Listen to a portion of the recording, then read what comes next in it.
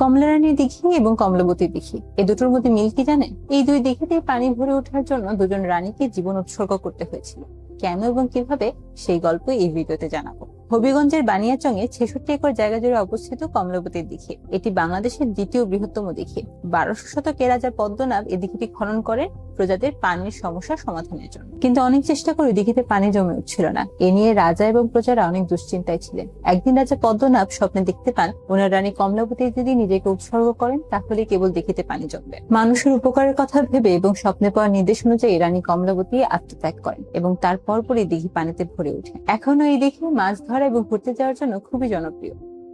মৌলভীবাজারের রাজনগরে অবস্থিত কমলারানী দিঘি 1580 সালে তৎকালীন ইটা রাজ্যের রাজা সুবিদ নারায়ণ এবং তার রানী অপরূপা এই দিঘিটি খনন করেন। খনন করার পর অনেক সময় অপেক্ষা করে দিঘিতে পানি জমছিল না। দিঘিতে পানি হবার জন্য রানী অপরূপা পূজা অর্চনা করেন। তার পূজার কারণে দিঘি পানিতে ভরে ওঠে। কিন্তু এরপরই রহস্যজনকভাবে রানী অপরূপা হারিয়ে যান। তাকে কোথাও খুঁজে পাওয়া যাচ্ছিল না। রাজা সুবিদ নারায়ণ একদিন স্বপ্নে দেখেন যে রানী তার সন্তানদের দুধ দিতে আসতেন আবার চলে যেতেন, কিন্তু রাজার সাথে কখনোই দেখা করতেন না। তেমন একদিন রানী তার সন্তানদের দেখতে এলে রাজা তাকে ধরার জন্য ধৈর্য হারিয়ে শাড়ি ছুঁয়ে ফেলেন। এই ঘটনার পরে রানী অপরূপা সেই যে দিঘিতে ঝাঁপতেন আর কখনো ফিরে আসেন।